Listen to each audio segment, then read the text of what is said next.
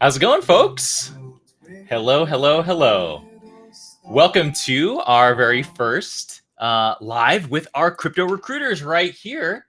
This is another installment of our Future of Games. Today, we're going to be talking about not just crypto, but also all of the future of games. And we're joined by Emily and Trevor from the Crypto Recruiters. I'm going to bring them on stage right now. We've got 30 powerful minutes to talk about all kinds of things. So without further ado, Emily and Trevor, welcome to the party. Hey, what's up? Hey. Howdy, howdy. Thank you both for being here. Where in the world are y'all joining from today? I'm in Chicago, born and raised, and Trev is in Boston. Also born and raised. It's probably not as windy as it is in the Windy City, but it's hella windy here. So right in the thick of things. Nice. Very different weather patterns than out here in California. Maybe not. We're pretty rainy right now. It's a little colder, right? Our weather tax dollars aren't going in the right direction. So y'all are with the Crypto Recruiters, right? Before we dive in and we start talking about all this tech, can you tell us what are the Crypto Recruiters? What do you do? And how can people get in touch with you if they connect with what you do? Love it. So we help people find crypto jobs, and we help our clients find the right team members. You can absolutely find us all over. Just Google the word Crypto Recruiter. We pop right up. But you can find me on Telegram at the Crypto Recruiter. You can find me on Instagram at the Crypto Recruiter. Twitter is Emily Crypto Jobs. And LinkedIn, it's linkedin.com/the Crypto Recruiter. So on brand, always. Always be branding, ABB? Yeah, pretty much. And Trevor, you're obviously with Crypto Recruiters as well. What do you do with y'all? So, gosh, it's been such a fun ride, with the Crypto Recruiters, especially the last few months here. We've been having a lot of great success, and I am the Director of Strategic Partnerships. So really kind of making sure that we're aligned with great organizations and bringing value not only to the candidates that are seeking jobs, but also to the potential clients that we're helping support. So really, really do enjoy this. Love every bit of the ride so far. So if anyone's interested in getting to this space, just know that there's never a dull moment in Web3. Love it. I love a recruiter. Grew up recruiting, always going to be. So Emily, like you, ABR, always be recruiting. So let's talk about games. Why most people are probably here to talk about games and to learn about how crypto and games maybe in the past have seemed pretty unrelated, but with the sort of ramping of Web3 games, we're on a collision course that's already midway through happening. So let's just open it up right now. We're going to bring chat up on screen. Everybody with questions, super excited to get your thoughts here. So far, we've got Mike Dobrev saying hello. Hi, Mike. But what do y'all think is going to happen with games next in the Web3 space? Well, first, I'd like to say that we are starting very soon the gaming recruiters. So that's an industry that we're going to be taking over. What do I think? I mean, there's so much to say about gaming and crypto and Web3. I think it's just going to become bigger and bigger. I think there is, barriers to entry are going to become easier. Prizes are going to become bigger. And I just see a full transition into Web3. So I'm excited to see, how gaming consoles get into Web3. I'm excited to see how, just imagine like Call of Duty and Web3.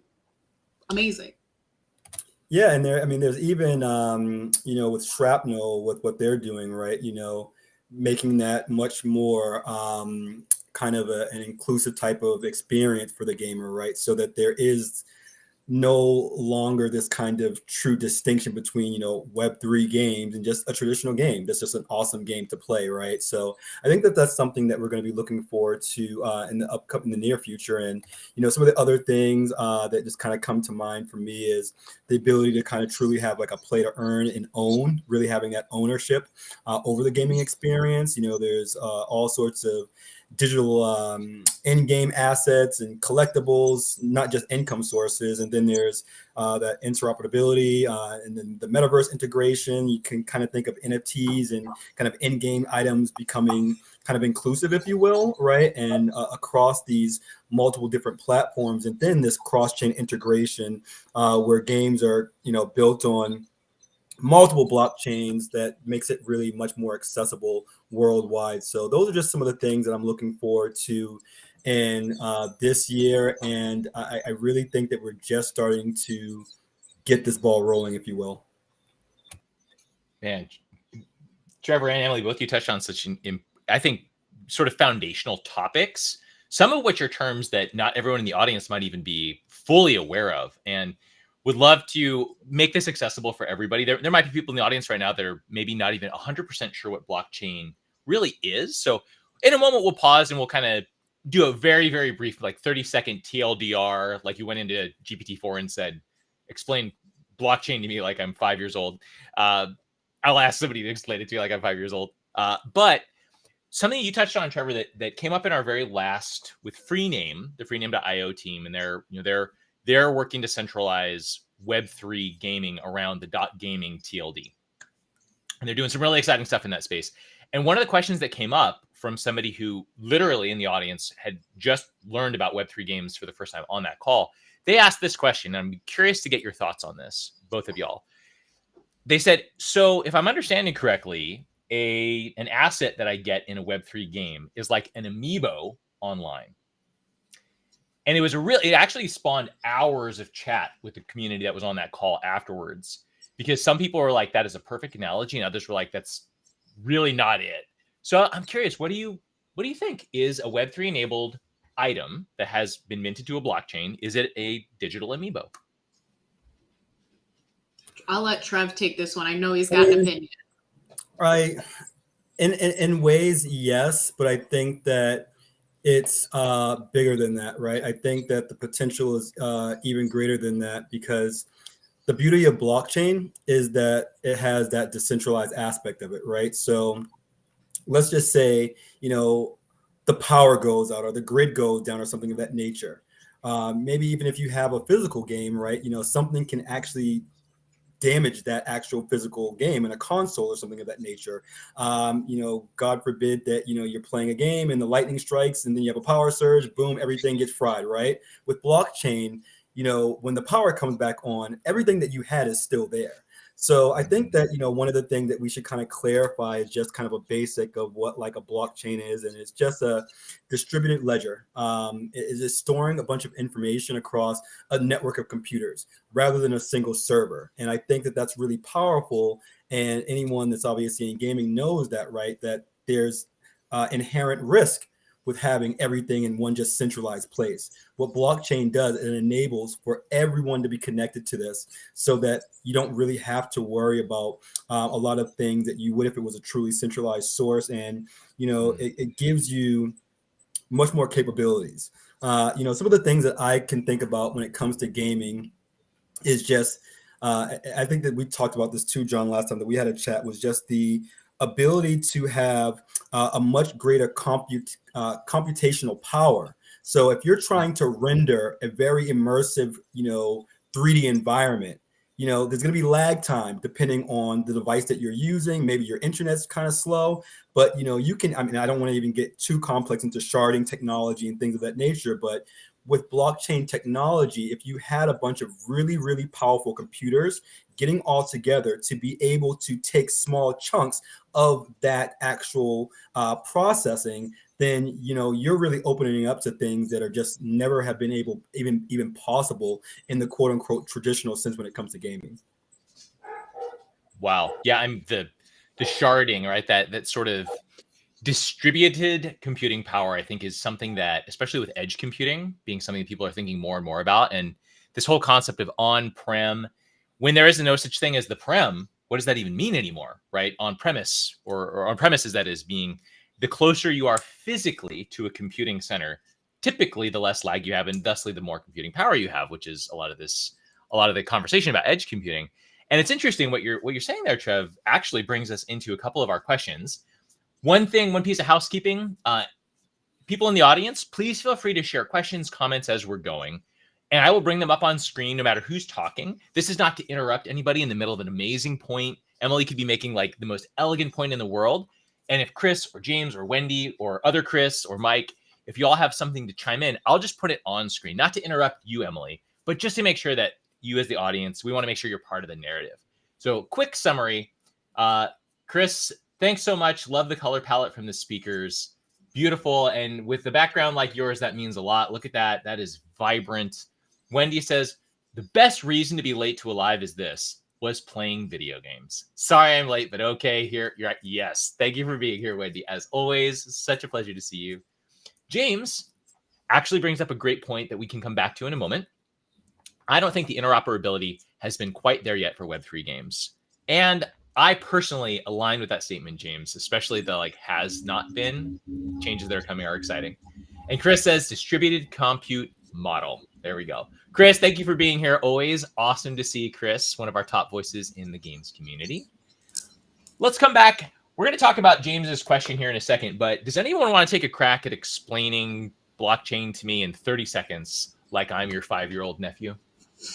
Yeah, it's a distributed ledger hooked together with chains, and it's completely accessible for anybody to see. So it's secure, it's transparent. That's how I would do it in 30 seconds.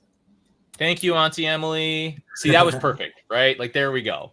And that, honestly, it's after years of playing with this stuff and really trying to understand it, I think that's probably the most elegant explanation I've ever heard. And one of the things too, I mean, just kind of looking at the name, right? Blockchain. So a block is just, I want to kind of keep this in simple terms. It's just transactions that are grouped into a block. It's kind of like containing data with timestamps, right? When sending, receiving detail that has a digital signature. And then the chain is essentially these blocks being linked together in a chronological order, and it creates what's called an immutable record, right? So the beauty of this is that once it happens, it cannot be reversed. And that's something that really makes blockchain extremely powerful.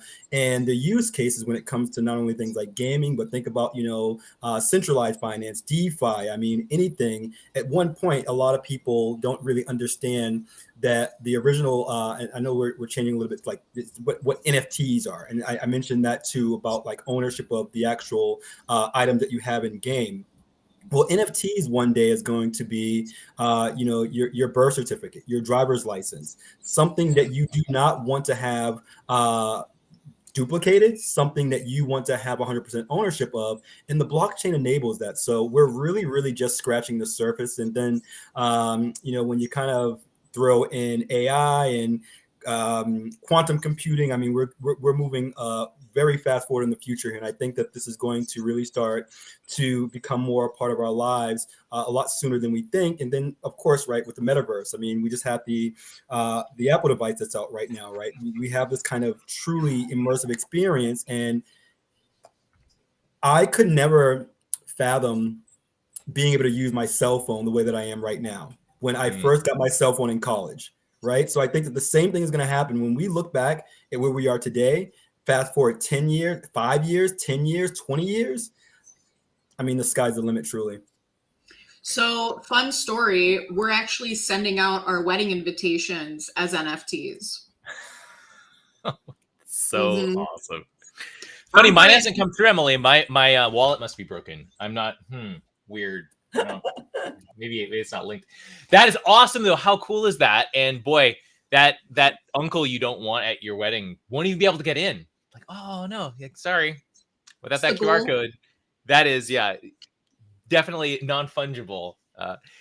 Trevor, you bring up a couple of points that connect very perfectly with James's point around, I don't think the interoperability has been quite there yet for Web3 games. I'll take a crack at defining interoperability.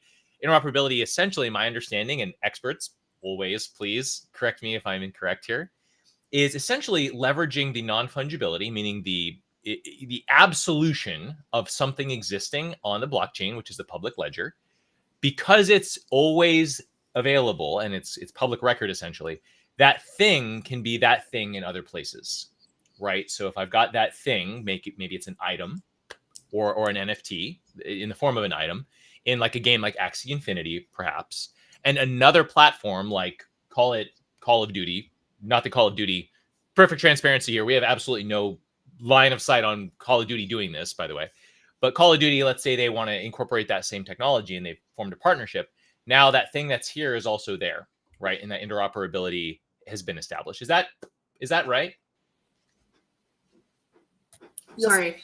Yeah, Yes. yeah, and Yes. also too, right? I mean, just think about interoperability, and we're still working on this just as an industry when it comes to blockchain, right? I mean, you have Ethereum, you have Bitcoin, you have Solana, you have all these.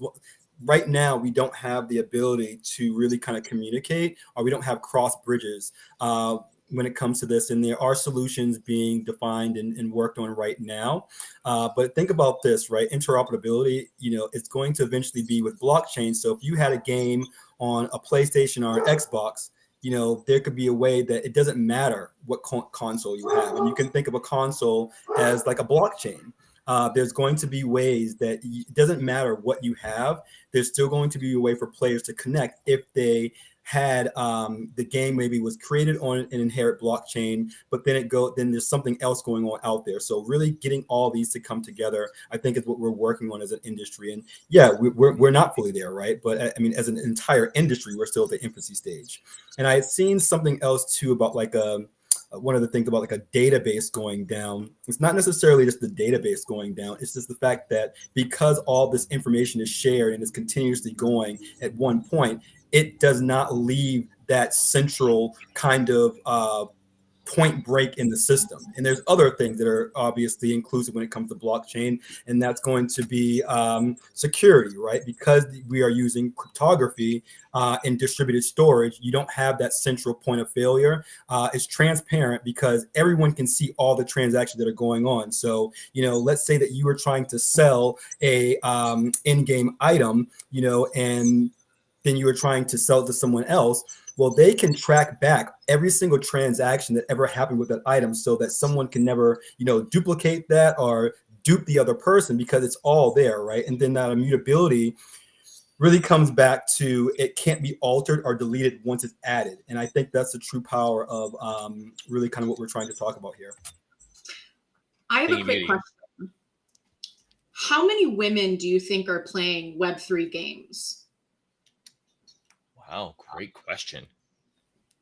Because I noticed we have one very strong woman in the audience, Wendy, but I think that, the whole topic in Web3 right now is women in Web3, and we're actually going to ETH Denver. I'm bringing 5 ladies. I guess there's no women at ETH Denver, so I'm going to take care of that. But I think it'll be interesting to see how many women get into the space. I know it's huge for guys right now, and I feel very passionate about the fact that, women tend to take on a lot of responsibility that's not work related. So they don't have as much time to research and as much time to dive in. They can't stay up till 3 a.m., diving down the rabbit hole. So I'm interested to see how many women get on board. And I'm interested to see how much money is being spent. John, you and I talked about a fun incident at my house where we were playing FIFA.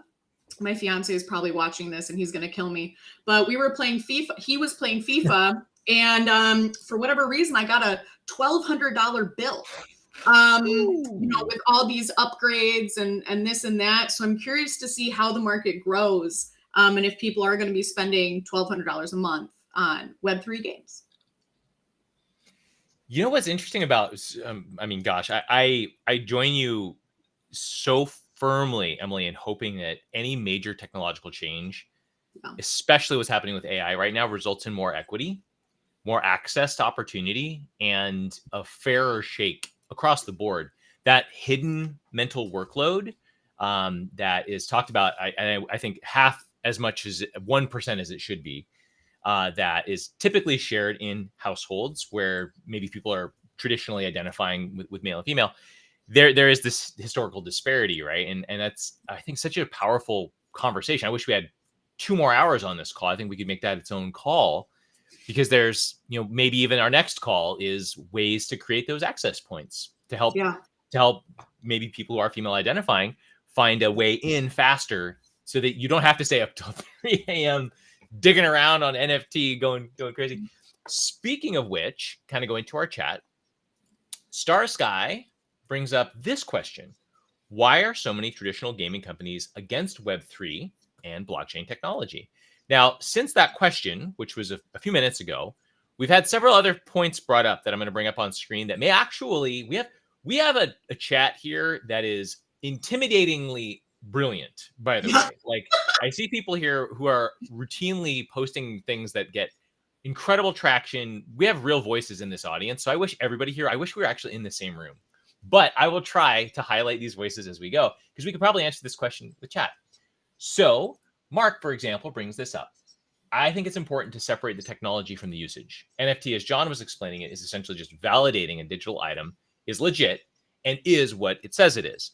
So in that case, that going back to that Star Skies question about maybe not adoption is happening as quickly as we'd like with games, that is probably my nascent understanding is so basic. That's really only where it starts. And in many cases, that's already happening. Like if you grind out, you have proof of work, which is a crypto term, in the form of grinding out this item on World of Warcraft, for example. Yeah, there's a token number associated with that, but it's not distributed. It's all in one database. And to Chris's point, what we were looking at before, if their database goes down, womp womp, that's not your thing anymore. If it was minted on Web3, if it was minted on the blockchain, it doesn't matter unless a solar flare wiped out and EMP'd every database in the world where the blockchain was connected, it wouldn't happen. So very, very nice. Let's bring it back around because Chris actually, hopefully everyone can see chat. Chris does come back and address that question right here. I'm moving quickly just for the sake of time. We do have two topics I really want to make sure we touch on, one of which is making sure that we talk about one of the reasons people are probably here, which is getting a gaming job. So we're going to come back to that here in 2 seconds. Chris also bringing the heat with the knowledge, well understood redundancies in cloud, they're employed today, already guard for that. We're talking about basically, I believe, the non-fungibility preventing fraud. Not to say it can't improve, but Web3 has reduced complexity while also providing significant advantage for the vast majority of game developers. Again, I think blockchain is super important. We just haven't seen the model that will disrupt. That's evident in just looking at the market because we just haven't seen the fact that other than maybe Axie Infinity, there's no like, oh, that's the Web3 game. It hasn't come along yet, right? That thing doesn't exist yet. I will say, before we jump over and we can talk about getting a job in games, I think that Wendy brings up such an interesting point here. And NFTs seem to be such a volatile topic in my experience, or polarizing, maybe a better term. Yeah, I think after the NFT bros, going back to your point, Emily, the NFT bros of 2020, I think made NFT a 4-letter word for a minute because it was associated with, all kinds of strange dealings, not all of which were seen as positive. And I think now we have this sort of redefinition, this renaissance in the space. I think games is a big part of that. I've just talked for like 2 minutes straight, so I'm going to stop talking right now. What do y'all think about this? And then let's talk about games, jobs in games. I mean, lastly, I would just say as well too, right? I mean, think of NFTs as a way of even maybe just a very simple terms of being able to store like a particular type of credentials for a user, right? And that's, let's say that you have to have a certain level of expertise in a game to be able to get access to, like, let's say a special round or a special level. With smart contracts that's inherent with blockchain technology, the technology automatically will be able to confirm a yes or no without you having to share any of your personal information. They don't know my race. They don't know my creed. They don't know how much money I make. They don't know where in the world I am. It's very simple. It's going straight to the code. And I get in the game if I meet the credentials, and no one else is even seeing what's on the back end of that. So, I mean, I get what everyone else is saying and some of the comments here, and that, yes, we are not anywhere we need to be. But I mean, we're going back to like 1998, like pre-internet, right? Like, yeah, things didn't work there. I didn't think that I could buy something on Amazon the way that I did when eBay first came out. So yeah, we're still there. We're working on it, and it's in its infancy stages. And I truly believe with all the advancements and the conversations that I've been having with people that are much brighter than I am when it comes to developing and engineering, we're just starting to get to the point where things are going to go hyperbolic, and it's going to really start out very slow, and it's trickle, flood. And then, it just goes crazy, and a lot more institutional money comes into this, and all the problems that people are bringing up, there is a solution to that with blockchain technology. We just haven't got there yet because we're working it out and trying to make sure that it does work the proper way. Trev, dropping all the alpha. I don't even need to respond. You've got this covered. Mike dropped. And alongside Trevor's amazing points, the choir of knowledge in the chat, which I'm so glad, by the way, anyone listening to this right now, this chat is live on LinkedIn and is part of the public ledger, as it were. And you can go in there and actually continue to engage with everyone in chat right now. If you want to talk to Azad, you want to talk to Chris, Tamer, Chance, you can go in there and actually interact and have this conversation continue, which is my favorite, the reason why I love these lives so much. Also, going back to your point, Trevor, before we talk about opportunities, this is such an interesting time because it is the Wild West in a lot of ways. And the thing about the Wild West is there were fortunes made. And so the reason I love talking about this stuff right now, especially in the context of games, is that no, not every single idea is going to pan out, but someone somewhere is playing with a Web3 concept in games right now that's worth multiple billions of dollars. What that is, I don't know. If I did, I wouldn't be on this call. I'd be actively investing in them if I could find them. But this is, I think, where it starts and where we kind of talk about how to identify that. Thing of beauty. Emily, I'm going to pull up on screen right now the QR code that people can use to very easily scan their screen or take a screenshot and then later follow it on mobile. On the top left of your screen, you'll see a QR code that says Crypto Recruiters. Scan that bad boy and that will take you directly to the site. But what should I do if I want a job in gaming that has to do with y'all? I would send myself a connection request. Oh, to Emily on LinkedIn? Yeah, to and me. Trevor on LinkedIn? Send it on over. Like I said, we're starting the gaming recruiters. We want to start networking within the space.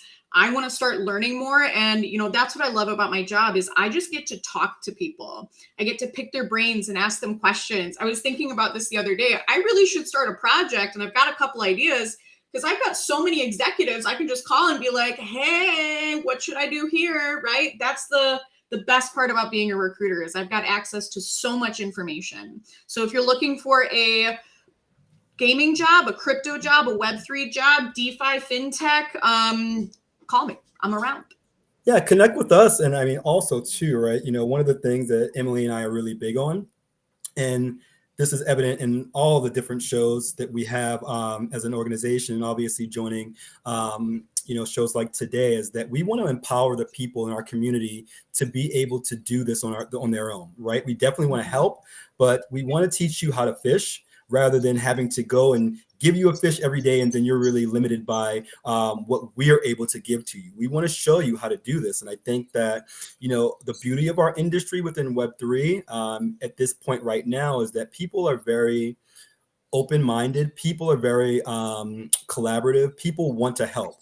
So, if you want to get into this industry, don't talk about it, be about it, right? Do the hard work, make the effort to go to networking events, make the effort to introduce yourself to someone on LinkedIn and not only just say, what's in it for me, but add value. Why should someone take their time out of their busy day when they're getting inundated with thousands of messages to have a conversation with you? And if you want to get something, give something in return, right? Like a post on someone's comment, on LinkedIn, add some additional value. All the conversation that we're having right here, right? This is not only helpful for the people that are listening, but this is helpful for me. And one of the best things about this industry is that I'm forever a student of the industry. I'm forever learning something. And every day you can be like a baby, right? You can always learn something new. And it's unlimited, the amount of information really that you can consume in this space. So that's why I'm super excited about it. This is the future. So, think about being able to go back, to before they started, mining gold in California, or before they built the first railroad, or before they flew the first plane, and you were able to get a seat in that room and be a part of that. This is what this is. This is not a once in a lifetime type of opportunity. This is a once in a generational type of opportunity. And when the train leaves, it's gone. So get on it now because it's pretty comfy for where I'm at. Man, am I supposed to say something after that? Like, I'm just gonna hit end stream, Trevor. Like that was fantastic. Where can we vote for you? So here's the thing. we're already at time, and I'm actually super, super bummed because I feel like this conversation is only beginning. If anyone in the chat would like to continue this conversation or would like to see this conversation continued, please comment on this. Please DM us. Let us know if you'd like to have more of this or even a longer session. Based upon the chat and the fact that more people scan that QR code than any other live I've ever hosted, I'm going to go ahead and guess that that's probably the case. So throw your ideas at us, folks. There's far more comments that I could feature even if we had another half an hour right now. Big thanks to Christopher, the various Chris's in chat. That covers like 5 people, so very efficient. Specifically, Chris, been listening to us. Thank you for all your knowledge you're sharing. Mike Dobrev, who actually, you know what, we're going to feature this one. Hey, just saying, Mike's like, hey, I'm interested. I recruited for EA, Bandai, Namco Bandai, Zynga, and more. Would love to do this for both blockchain and gaming. So just saying, hit us maybe up, a future crypto recruiter. Thank you so much, Emily and Trevor. We're going to end our stream here in 2 seconds. Do you have any final thoughts you'd love to leave us with? You're on mute, Em. I can't hear you. Hilarious. You guys got this. If you are looking for a Web3 job, a gaming job, it is not your fault that you're having a hard time. It is the market. So I just want to throw that out there. I don't want people to get discouraged. I don't want people to feel depressed. I mean, finding a job is a very emotional time. So just know it's not you, it's the market, and we're going to do it together. And one other thing as well, too, right? If you're not able to get a job right now, there are so many other activities that you can be doing, right? You can be networking. You could just be continuing to educate yourself about the technology, because a big part about this industry is that you have to talk the talk and walk the walk. There's so many opportunities to volunteer. You have to think of yourself as a product, and how are you going to make that product more appealing to a potential customer being the hiring manager in the future? And that's by doing things and activities that would be related to showcasing your ability to grow as an individual and also as a future potential professional, right? So volunteer. Meet people, go to conferences. If you're a developer, if you're a coder, then develop and code. Learn how to do something in Solidity. Learn how to do something with the most popular blockchains that are going on, right? Learn about Bitcoin ordinals. I mean, really continuously stay ahead of the curve. And I think you're going to do yourself a great service. Thank you, Beauty.